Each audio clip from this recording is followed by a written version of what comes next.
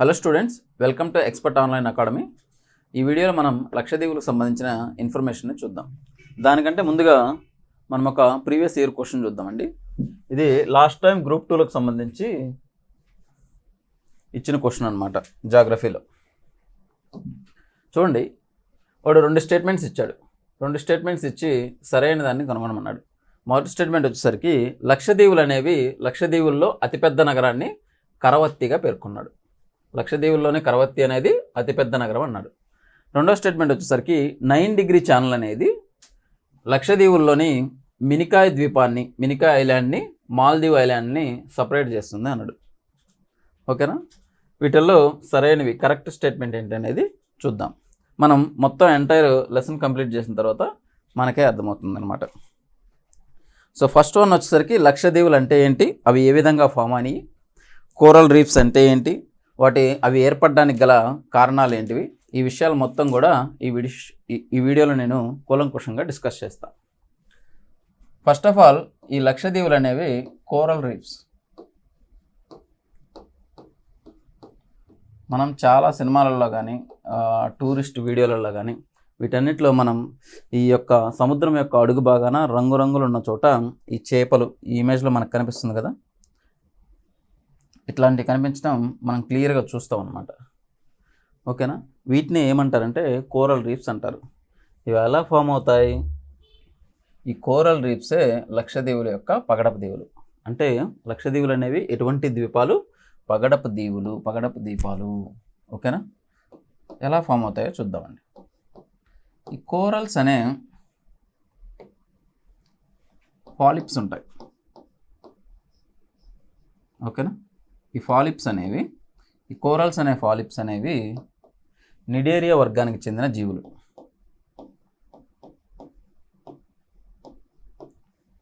ఏ class అంటే Cnidaria క్లాస్కి చెందిన జీవులు. ఇవి ఒక యానిమల్స్ అన్నమాట. ఈ క్లాస్కి చెందిన జీవులు ఇన్వర్టిబ్రేట్స్ అని చెప్పేసి పిలుస్తాం. ఈ ఫాలిప్స్ అనేవి వాటి యొక్క శరీరం అనేది చాలా సెన్సిటివ్గా ఉంటుంది. ఆ సెన్సిటివ్ నుంచి కాపాడుకోవడం కోసం ఈ ఫాలిప్స్ అనేవి దాని మీద calcium carbonate CaCO3 calcium carbonate తోటి ఒక షెల్ని ఏర్పాటు చేసుకుంటుంది. దీన్నే ఏమంటారు? కాల్షియం కార్బోనేట్తో ఏర్పడదాన్ని లైమ్ స్టోన్ అని చెప్పేసి పిలుస్తాం. లైమ్ స్టోన్ అంటాం. ఈ లైమ్ స్టోన్ తోటి ఒక షెల్ని ఏర్పాటు చేసుకొని అవి ఫాలిప్స్గా ఫామ్ అవుతాయి. ఇప్పుడు ఫర్ ఎగ్జాంపుల్ కోరల్స్ అనేవి ఇట్లా ఉందనుకుందాం. ఈ మొత్తం కూడా ఈ ప్రాంతం అంతా కూడా, ఇదంతా కూడా ఇట్లా CaCO3 తోటి షెల్ని ఏర్పాటు చేసుకుంటాయి. తెల్లగా కనిపిస్తూ ఉంటాయి అన్నమాట. అయితే ఇదే సమయంలో మనకి ఆల్గే అయిన జూజాంతలిన్ అంటారు. జూజాంతిల్లే అంటారు. ఇది ఆల్గే వర్గానికి చెందింది. ఈ జూజాంతిలిన్ కోరల యొక్క ఫాలిప్స్తో కలిపి సింబయాసిస్ చేస్తుంది. సహభోజకత్వం తెలుగులో, లేదా మ్యూటలిజం అని చెప్పేసి అంటాం. మ్యూటలిజం అని చెప్పేసి కూడా పిలుస్తాం అనమాట. సింబయాసిస్ చేస్తుంది అనమాట ఒకదానితో ఒకటి. ఇప్పుడు ఇట్లా సింబయాసిస్లో ఏమవుతుందంటే జనరల్గా ఒకదానికి రక్షణ కల్పిస్తే మరొకటి వచ్చేసి ఆహార పదార్థాలని ఫుడ్ని ఇస్తుంది అనమాట, కార్బోహైడ్రేట్ని చేస్తుంది. దాన్ని ఏమంటారంటే సింబయాసిస్ లేదా సహభోజకత్వం, లేదా ఇంకా చెప్పాలంటే సింపుల్గా చెప్పాలంటే సహజీవనం.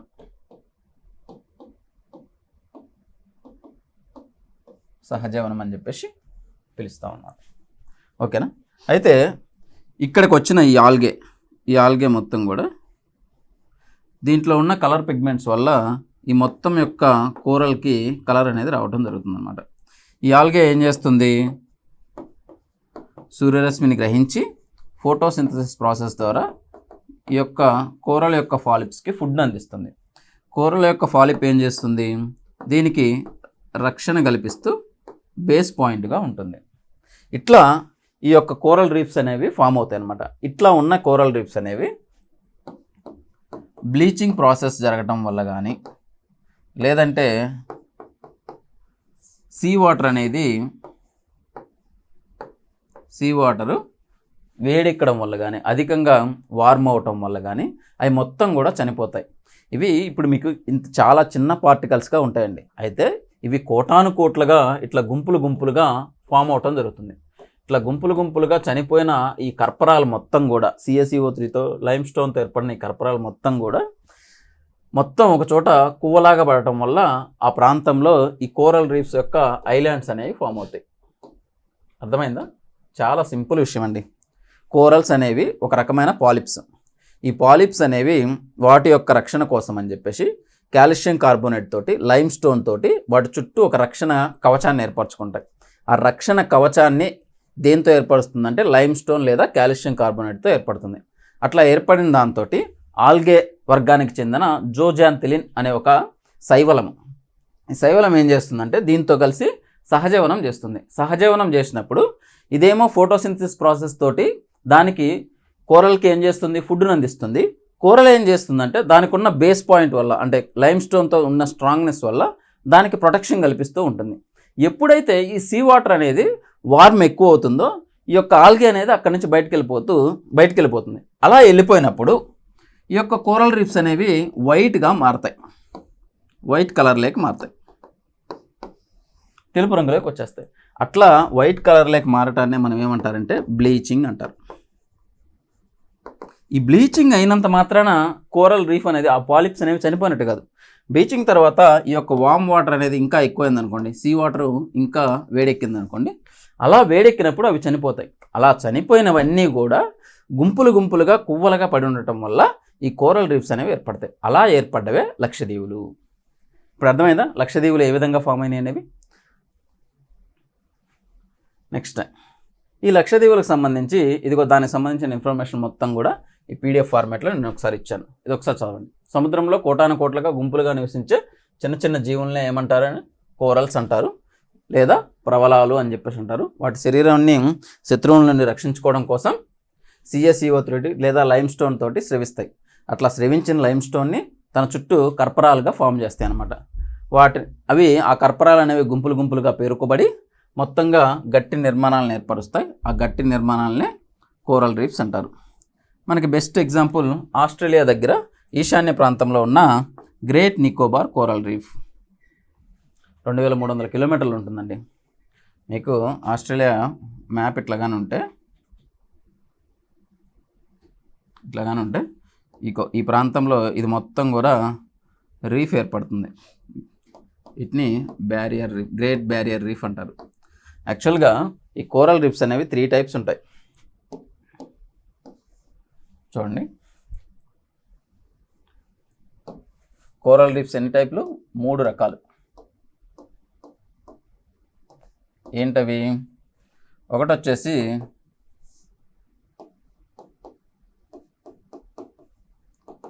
ఫ్రింజింగ్ రీఫ్, సెకండ్ వన్ వచ్చేసరికి బ్యారియర్ రీఫ్స్, ఓకేనా. థర్డ్ వన్ వచ్చేసరికి అటోల్. ఇవి అన్నమాట. ఇవేంటి ఒకసారి ఎక్స్ప్లెయిన్ చేస్తా చూడండి. ఫస్ట్ వచ్చేసరికి ఫ్రింజింగ్ రీఫ్. మనకి ఒకసారి ఇట్లా మౌంటైన్ ఉందనుకుందాం. కోరల్ రీఫ్స్ ఎట్లా ఫామ్ అవుతాయి అన్న విషయం చెప్తున్నాను నేను. ఈ మౌంటైన్ ఉంది, మౌంటైన్ పక్కన ఈ విధంగా సీ ఉంది. ఇట్లా సీ వాటర్ ఇట్లా ఉన్నాయి అనుకోండి. ఇట్లా ఉంటే నీకు ఇక్కడ ఈ మౌంటైన్కి ఆనుకొని కానీ కోరల్ రీఫ్ యొక్క బెల్ట్ కానీ ఫామ్ అయినట్లయితే, ఇక్కడ మొత్తం కూడా ఈ ప్రవలాలన్నీ కూడా ఇట్లా కానీ ఫామ్ అయినట్లయితే ఇట్లాంటి దాన్ని ఏమంటారంటే ఫ్రింజింగ్ అంటారు. ఫ్రింజింగ్ రీఫ్ అని చెప్పేసి పిలవటం జరుగుతుంది. దీనివల్ల ఏంటో ఉపయోగం అంటే ఈ సముద్రం యొక్క ఒడ్డు అనేది కోతకు గురి కాకుండా ఉంటుంది. కానీ ఈ యొక్క కోరల్ రీఫ్స్ అనేవి ఎక్కువగా చనిపోవడానికి అవకాశం ఉందన్నమాట. ఇక్కడున్న పాలిప్స్ అనేవి ఎక్కువగా చనిపోతాయి అన్నమాట. ఎట్లా చనిపోతాయి?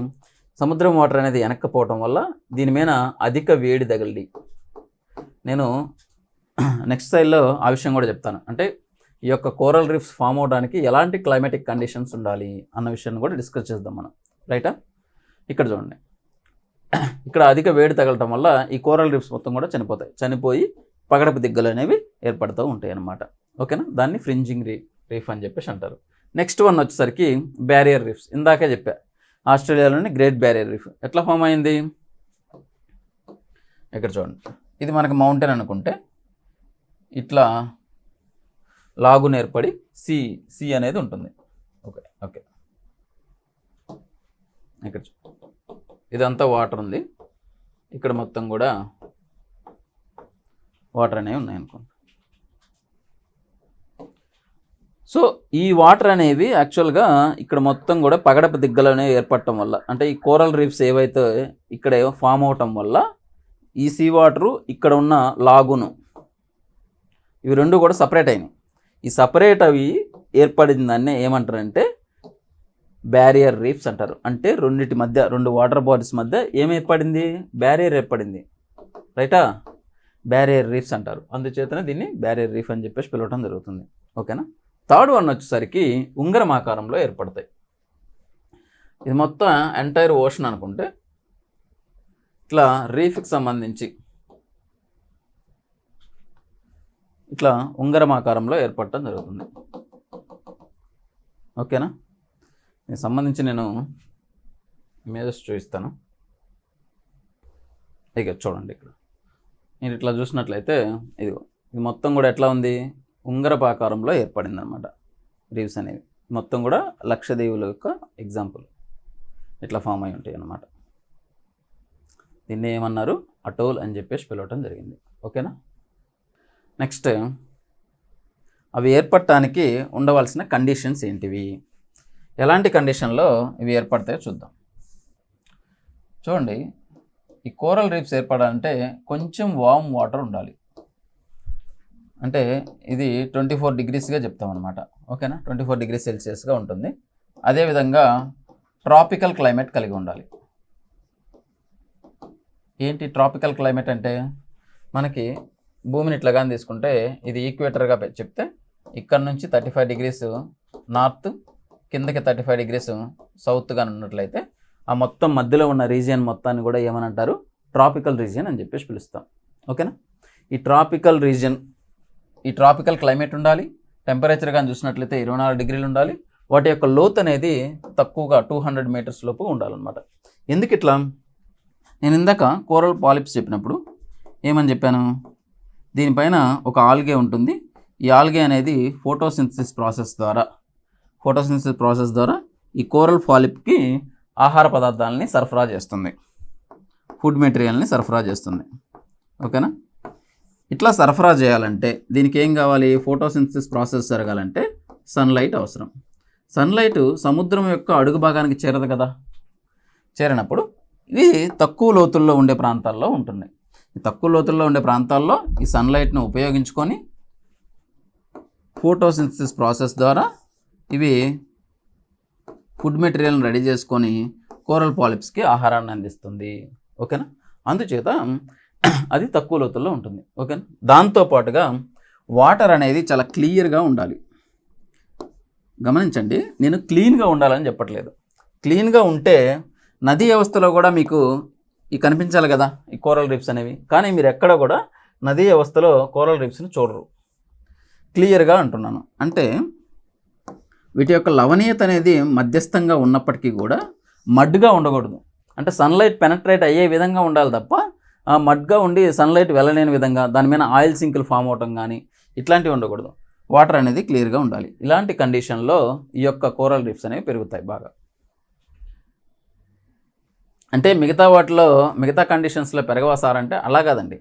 కొన్ని ఎక్స్ట్రీమ్ కండిషన్లో వాటికి ఉన్న అడాప్టేషన్ కండిషన్స్ వల్ల మిగతా వాటిలో కూడా పెరిగే అవకాశం ఉంది. లాస్ట్ టైము యూపీఎస్సీలో అలానే క్వశ్చన్ అడిగారు. 3 స్టేట్మెంట్స్ ఇచ్చాడు. ఏంటంటే ఇవి ఎలాంటి కండిషన్ అయినా అడాప్ట్ చేసుకోగలవు అన్నాడు. రాంగ్ స్టేట్మెంట్ అది. ఎలాంటి కండిషన్లు అయినా అడాప్ట్ చేసుకోలేవు అవి వామ్ వాటర్ ఉండాలి. ఇప్పుడే చెప్పాము అవి పెరగాలంటే ఎలాంటి కండిషన్స్ ఉండాలనేవి. తర్వాత గల్ఫ్ ఆఫ్ మన్నార్ అనేది rich of the coral reef అని చెప్పేసి పిలవటం జరిగింది. అది కూడా తప్పే. గల్ఫ్ ఆఫ్ మన్నార్ కాదు, లక్షద్వీపుల్లో ఎక్కువ రిచ్ ఉంది.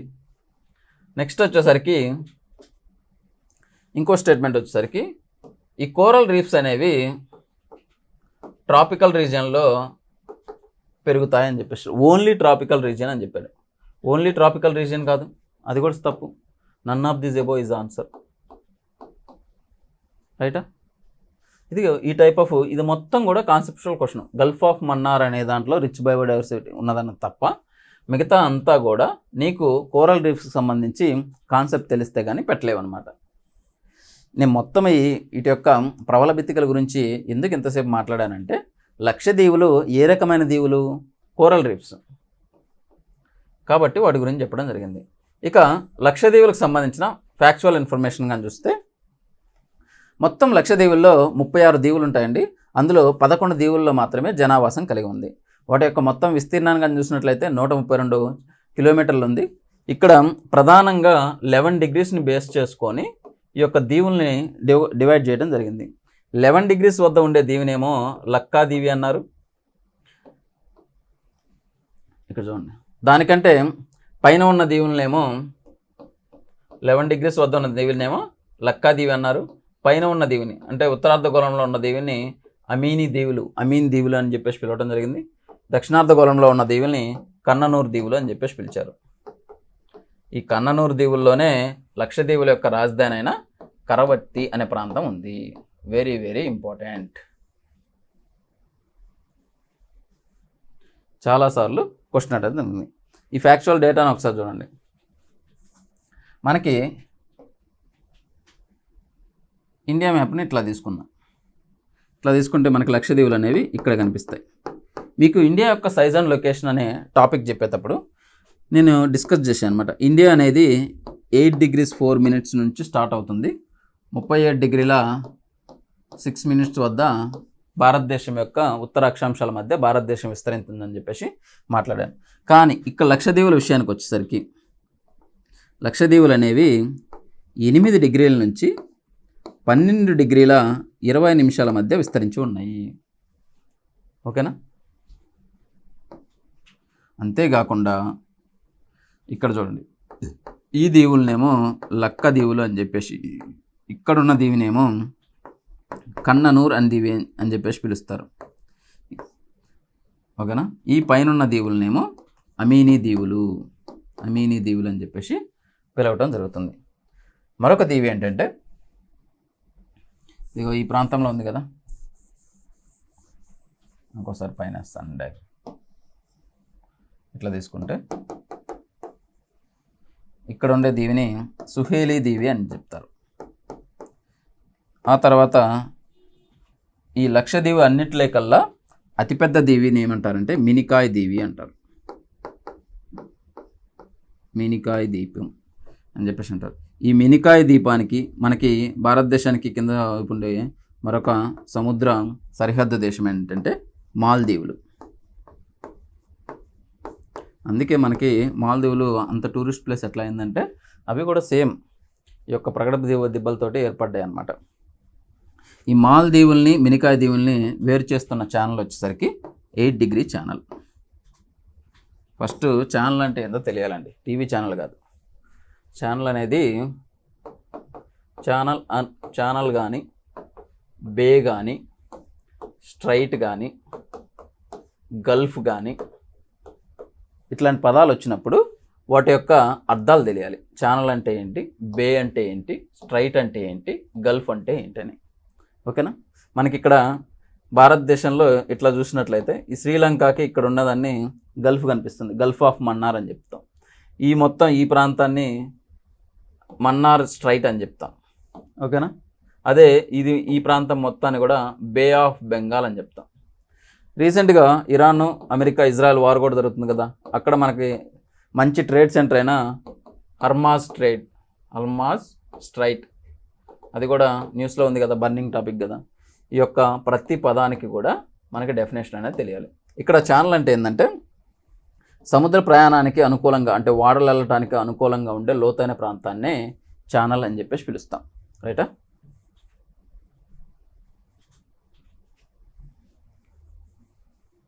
ఇంకా ఏముంది లక్షద్వీపుల గురించి? ఇక్కడ మాట్లాడే భాష వచ్చేసరికి మలయాళం మాట్లాడతారు, ఎందుకంటే కేరళకు చాలా దగ్గరగా ఉంటుంది. అందుకే వాళ్ళు క్వశ్చన్ కానీ ఇట్లా అడిగినట్లయితే, లక్షద్వీపులు అనేవి భారతదేశం యొక్క ఏ తీరంలో ఉన్నాయంటే మలబార్ తీరంలో ఉన్నాయి. మనకి ఇండియన్ మ్యాప్ చూడండి ఒకసారి. ఇట్లా ఉంటే ఇదిగో చూడండి, ఈ గుజరాత్లో ఉన్న ఈ ప్రాంతాన్ని ఏమంటారంటే కచ్ తీరం అంటారు. అదే ఈ ప్రాంతాన్ని వచ్చేసరికి గుజరాత్లోనే కతేవార్ తీరం అని చెప్పేసి పిలుస్తారు. ఇది వచ్చేసరికి కొంకన్ తీరం, మహారాష్ట్ర మరియు కర్ణాటక ప్రాంతాన్ని కొంకన్ తీరం అంటారు. కేరళ ఉండే ప్రాంతాన్ని ఏమో మలబార్ తీరం అంటారు. ఈ ప్రాంతంలో ఉన్నాయి. ఓకేనా. అదే తమిళనాడు ప్రాంతంగా తీసుకున్నట్లయితే కోరమండల్ తీరం అంటారు. ఏపీ ప్రాంతాన్ని తీసుకున్నట్లయితే ఉత్తర సర్కార్ తీరం అని చెప్పేసి పిలుస్తాం. అదే ఒరిస్సా ప్రాంతాన్ని తీసుకున్నట్లయితే ఉత్కల్ తీరం అంటారు. ఇంకా బంగా తీరం లేదా ఉగ్లీ తీరం అని చెప్పేసి కూడా దాన్ని పిలవటం జరుగుతుంది. కానీ అది అంత రికగ్నైజ్డ్ కాదండి. ఇవి తీరాలకున్న డిఫరెంట్ నేమ్స్. రైటా. ఇక్కడ చూడండి, ఫ్యాక్చువల్ ఇన్ఫర్మేషన్ ఉంది. క్యాపిటల్ సిటీ వచ్చేసరికి కరవత్తి. అతిపెద్ద ద్వీపం నేను ఇంత ముందుగా చెప్పాను మినికాయ్ ద్వీపం. అతి చిన్న ద్వీపం వచ్చేసి బిత్రా. అతిపెద్ద నగరం వచ్చేసి ఆండ్రాట్. కరవట్టి కాదండి, ఆండ్రాట్. మనకు అదే క్వశ్చన్లో మనకు ఆ స్టేట్మెంట్ కల్పిస్తుంది. అత్యంత ఉత్తరాన ఉన్న ద్వీపం వచ్చేసరికి చెట్లట్. అత్యంత దక్షిణాన ఉన్న ద్వీపం వచ్చేసరికి మినికాయ్. ఓకేనా.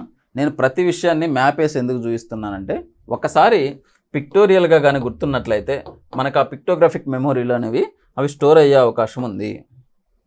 మీరు మ్యాప్ పాయింట్ లేకుండా ఇంత డేటాని బట్టి పట్టాలంటే అది మీ వల్ల కాదండి. ఎప్పుడైనా సరే జాగ్రఫీ చదివేటప్పుడు మీకు చేతనైతేనేమో మీరు మ్యాప్ వేసి అక్కడ గుర్తించడానికి ట్రై చేయండి. That is the best method. లేదా అది వీడిపల్ లేదా ఓల్డ్ అట్లాస్ని దగ్గర పెట్టుకొని చదవడానికి ప్రయత్నించండి. ఓకేనా. నెక్స్ట్ ఇక్కడ ప్రధానంగా పండించే పంట వచ్చేసి కొబ్బరి పంట. వీళ్ళు ప్రధానంగా చేపట్టే వృత్తి వచ్చేసి చేపలు పట్టడం. టూనా ఫిషెస్ అని మనం వింటాం. బిజినెస్ మ్యాన్లో వాడు కాజల్తోటి డైలాగ్ వేస్తాడు అనమాట. ఈ టూనా ఫిష్ అనేది అత్యధికంగా ఎక్స్పోర్ట్ ఎక్కడ చేయబడుతుంది, ఇక్కడి నుంచే చేయబడుతుంది అనమాట. రైటా. ఇక్కడ మాట్లాడే భాష వచ్చేసరికి మలయాళం అండ్ ఇంగ్లీష్. ఇది లక్షద్వీపులకు సంబంధించిన ఫ్యాక్చువల్ ఇన్ఫర్మేషన్. ఇంకా చెప్పుకోదగిన ఇంకొక అంశం ఏంటంటే ఇక్కడ అగట్టి అనే ప్రాంతం ఉంటుంది. అగట్టి, బంగారం అంటే గోల్డ్ కాదండి, ప్రాంతం పేరు. లక్షద్వీపుల్లో ఉన్న ప్రాంతం పేరు. ఇవి రెండు కూడా టూరిజానికి బాగా ఫేమస్ అనమాట. అంటే సీ డైవింగ్ ఉంటుంది. మీరు సినిమాల్లో చూస్తే ఒక ఆయన మూతికి కప్పలాగా కట్టుకొని సముద్రంలోకి దూకి ఈ చేపలు ఉన్న చోటకు పోయి వస్తాడు. రీసెంట్గా మనకి 96 ఉంది కదా, ఆ 96లో శర్వానంద్ దూకి వీటి దగ్గర పోయేస్తాడు అనమాట. వాటిలో మనం చూడొచ్చు. అవేంటి, కోరల్ పాలిప్స్ దగ్గరికి వెళ్తాం. ఆ స్కీ డైవింగ్ అవన్నీ కూడా ఎక్కడ బాగా ఫేమస్ అంటే ఈ అగట్టి మరియు బంగారం అనే దాంట్లో. లక్షద్వీపుల్లో ఎయిర్ స్ట్రిప్, ఎయిర్పోర్ట్ అనే కంటే కూడా దాన్ని ఎయిర్ స్ట్రిప్ అనొచ్చు. ఇదో కనిపిస్తుందా, ఇది మొత్తం కూడా అగట్టి దీవి అనమాట. అగట్టి దీవిలో ఒకటి రన్వే ఉంటుంది అంతే. సారీ అండి, ఇదో ఈ విధంగా రన్వే మాత్రమే ఉంటుంది. ఇక్కడ దిగేస్తుంది, ఇక్కడ చిన్న చిన్న ఆఫీసులు అనేవి ఉంటాయి. అందుకనే దీన్ని ఎయిర్పోర్ట్ అనే కంటే కూడా నేను ఎయిర్ స్ట్రిప్ అనడానికి ఇష్టపడతాను అనమాట. లక్షద్వీపులు అనేవి లాస్ట్ టైం మాల్దీవులో ప్రెసిడెంటు ఇట్లా చెప్పినప్పుడు చాలా న్యూస్లో ఉన్న టాపిక్ అనమాట.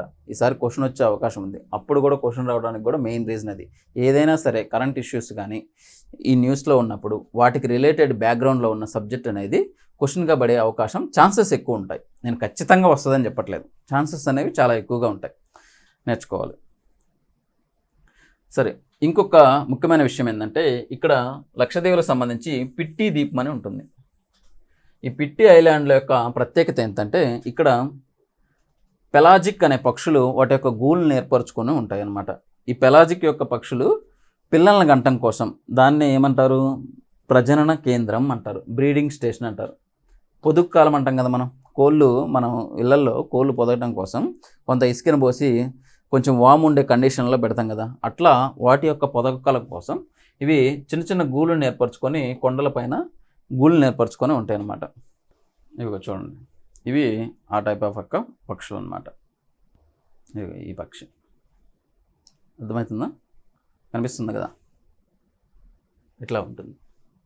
పెలాజిక్ పక్షి. పెలాజిక్ పక్షి కేంద్రం ఎక్కడుంది, పెలాజిక్ పక్షి సంరక్షణ కేంద్రం ఎక్కడుందంటే పిట్టి ఐలాండ్స్. ఇది లక్షద్వీపులకు సంబంధించిన కంప్లీట్ ఇన్ఫర్మేషన్. Thank you.